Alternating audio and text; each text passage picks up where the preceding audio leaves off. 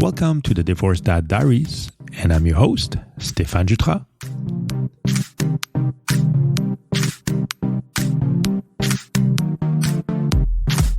So today is May 8th, and it is actually Mother's Day, at least here in this side of the world. And I hope you were able to spend a lot of good time with your moms and thank them for who you are. And I mean, obviously without them, you wouldn't be here. So I hope you were able to spend some quality time with them.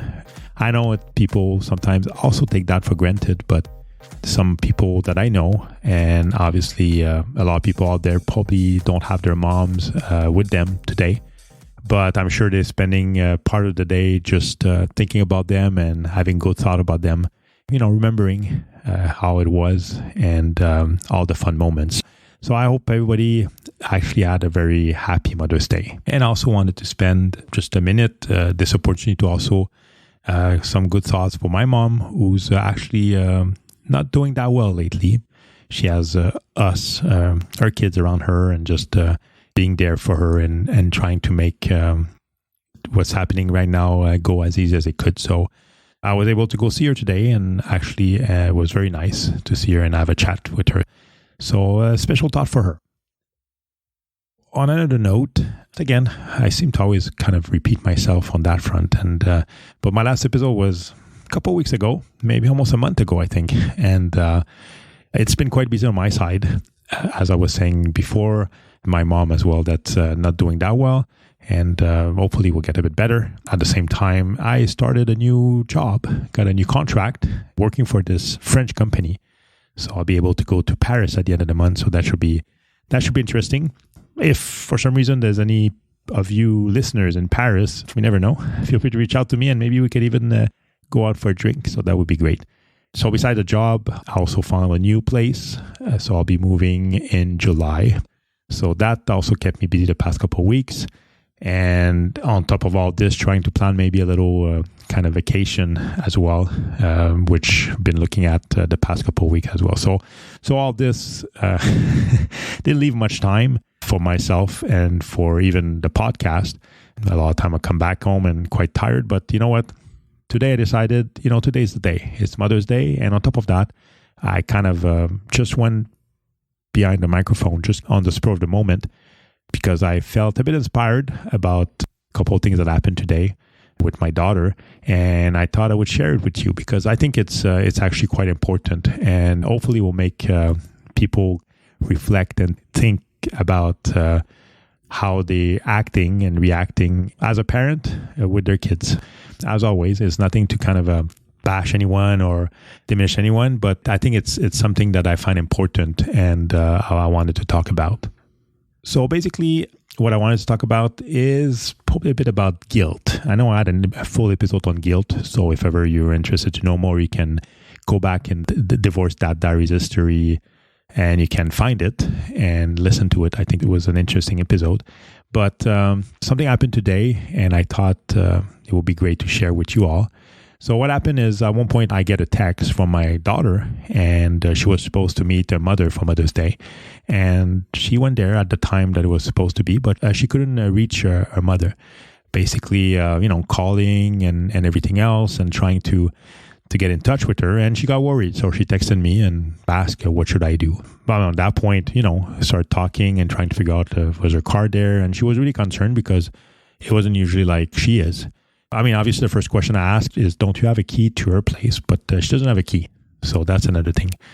Why she doesn't have a key, I'm not too sure. But I mean, her living alone, I think it's something important that, I don't know how old your kids are, but that's something I always made sure that my kids had. So obviously, they have a key to my place. I mean, they live here, so it will be difficult without it. But still, just having a key, even if they're not there with you 100% of the time or even 50% of the time, just being able to know that that other place that the other parent lives in is also their place and kind of making them welcome to it. And I think that's a big part of it. Sometimes you don't think about it. And there's many reasons why maybe you don't want to give a key to your kids. I mean, if they're too small, obviously, they don't need one. But when you talk about teenagers and kind of older, it goes a long way for them having access to your place. And you can put some rules, obviously. They can call before they show up, and just to make sure that they just don't show up spur of the moment. But I think it's a good thing. And also, if anything happens, at least they have access to the place. So, little parenthesis. So basically, didn't really know what to do, and she was really concerned. So I said, okay, let's come back here and I'll go meet you, or we can go together. Or so we tried to figure out a way. Eventually, her mom called her back, and she had fallen asleep, I think, and that's why. So obviously, my daughter was a little bit upset, but at the same time, she kind of mentioned the fact that maybe having a key would be a good idea because she's concerned about her. But at that point, that's where it kind of went downhill. I think for all of you that kind of follow my podcast and episode, you all know that the relationship between myself and the kid's mother is not that great. I wish it was a bit better, but not that great. And there still seems to be a lot of resentments. So it kind of escalated to a point where she kind of got mad at my daughter and just wanted to cancel Mother's Day. So my daughter was pretty sad, and she obviously texted me back, and we started talking about it a little bit. And I'm telling you all this because this is not the first time that happens. And sometimes, I mean, as a parent, how can I say, as a parent, I mean, it's hard to, so some people, it's hard to admit that you're wrong or that, you haven't done the right thing or anything else. But sometimes I think it's the way to go. It's okay to admit that, you know what, I'm sorry I fell asleep, or I'm sorry this happened and that happened and it's my fault, instead of kind of projecting that to other people. And sometimes you might not realize it, but in our case, it happened and happens really often. And that's a problem. So at that time, obviously, what happens, and maybe that's something that the parent doesn't think about much, is, they think, oh, we'll cancel everything, everything's good. But now what happens is the kid starts feeling guilty. And when I talked to my daughter, and she was interviewed before on the show, and you probably can go back to the episode and listen a bit more about her side of the story. But she always felt a bit guilty about all this. And this doesn't help. Sometimes as a parent, you treat your kids not always as nice as it should be. And some of them push back, like my son. At one point he told her that it was enough and basically pulled back and cut the contacts with her to really a minimum, almost non-existent at this point.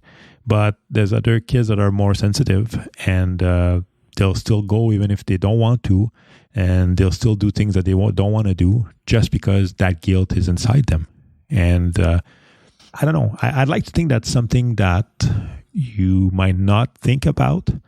I'd like to think that it's not done on purpose, but in some cases it might be. It's a way of manipulating kids and people. You want your kids to do something more, or you want your kids to see you more instead of welcoming them and making them happy to see you. Some people use other ways, like manipulating them and making them feel guilty. So at that time, you get them to see you, but all for the wrong reason. And again, I think as a parent, you might not think about that, and you might think it's okay, or you might think it's the right thing to do, and you might not see anything wrong or even realize that you're manipulating your kids. But it builds up, and it's definitely not healthy. And at one point, it will backfire. And I think that's what happened with my son. And if I see about my daughter, that's probably what will happen at some point too, I would assume. So it's pretty sad because, again, they're definitely good kids and they want to be involved in both parents' life. And I think, unless something really bad happened, I think kids really want to be involved with both their parents no matter what, and spend time with both of them to start with. So I think it's up to us as a parent to make sure that this happens and that we do the right things. And sometimes the right things means maybe not doing something we want to do, or not, behaving a certain way, but at least it's the right thing to do, and to make your kids feel like their opinion counts and they matter. And also make sure that your kids feel like you want to see them. And also that you want to see them and they want to see you, not because they feel guilty, but because they enjoy spending time with you and because they care. I know it's a bit all over the place, this little episode, but it actually made me really sad when this happened. And I was thinking maybe there's people out there, some of the listeners, or maybe some of the listeners' ex-wife or partner, or even whatever, that might happen. And I think it's something to kind of sit down and reflect about. I think a good exercise would be to kind of sit down and just think about your kids and think about, are they coming to see you because they're obligated, or are they coming to see you because they want to see you? And again, I understand when they're small, the choice is not always there. And even when they're older, I mean, the choice might not be always there, but I think the question you have to ask yourself is, do you try to make it enjoyable for everyone? And do you try to enjoy it yourself? And do you also try for your kids to enjoy the time they spend with you? It doesn't mean them doing whatever they want and just, just spending money on them and pretty much anything they say that you do.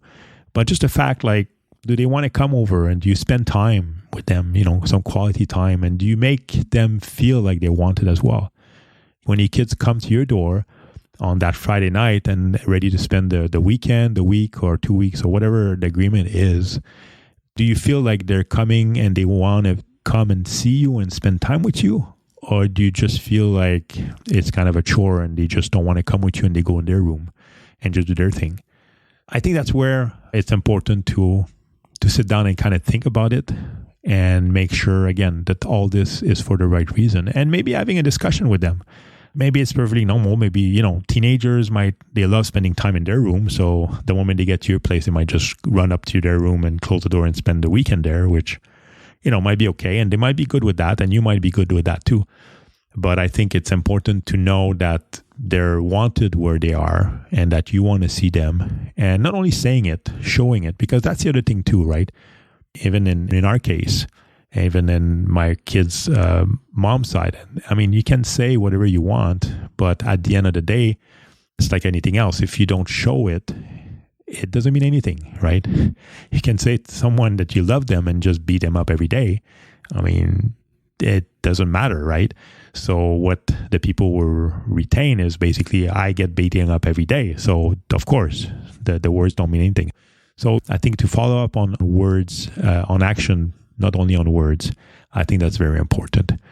And if you see that your kids don't enjoy themselves and they come over and they look either miserable or they don't want to be there, I know it might be difficult, but maybe to sit down and have the discussion with them. What's wrong? I mean, why don't they like coming here? And try to listen to them and see the reason why. And again, first step, just to listen to them without replying or anything. And can even have a pad and paper and write that down, see why they don't like coming here. And after that is to kind of have maybe a more open discussion with them and see what can be done to improve it. Obviously, you can't just basically sometimes you can't make your kids happy at all, or you can't answer all the demands and everything, but it might be a good time to sit down and discuss about what can be done on both sides and compromise as well. So if your kids see that you sit down with them and you're ready to listen to them first and also compromise and change a little bit, again, both sides, but change a little bit and make it enjoyable. Maybe they'll start enjoying coming more and it will make everything a lot easier and a lot more enjoyable for both parties. It might be a good exercise to do just to see where everybody stands and to do that regularly too, because I mean, the first time you do that might be X, Y, and Z that comes up on the list that they don't like. And a year after, it might be for other reasons. So it's something that you always readjust. But having this open dialogue and to be honest with each other is good too.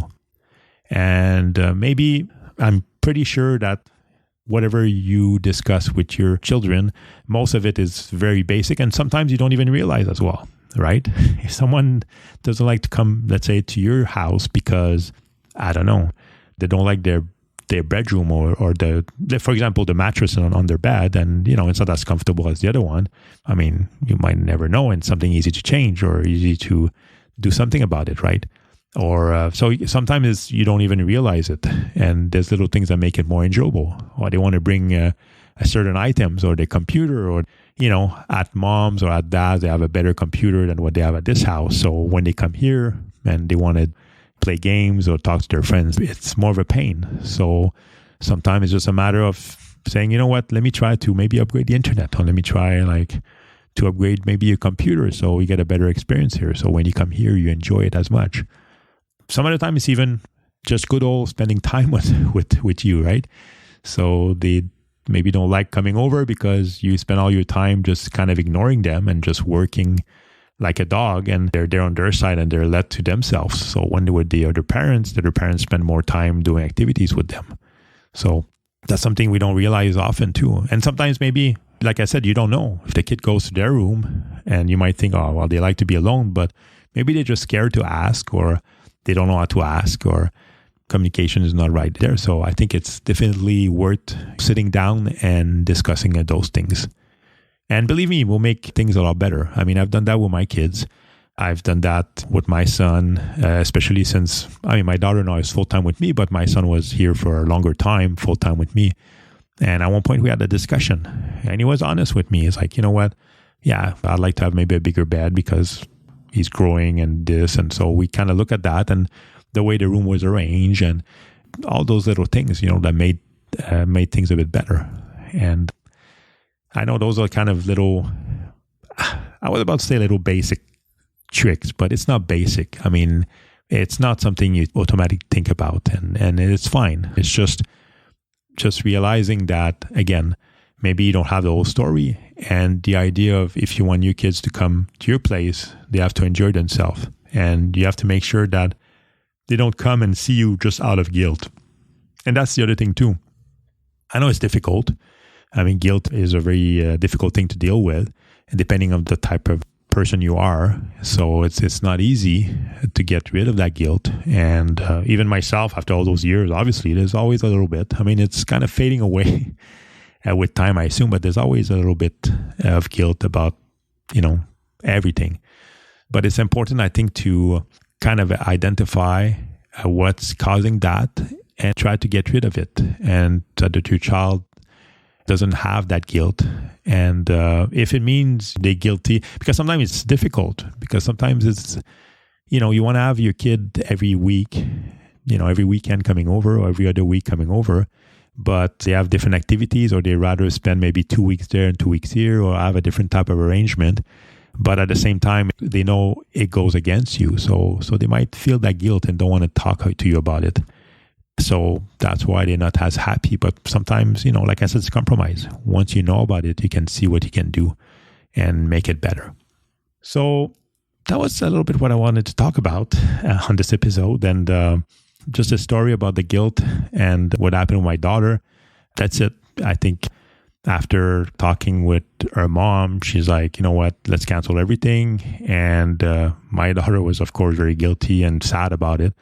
And a couple of minutes after, he said, oh, that's fine. Just come over. We'll do it anyways.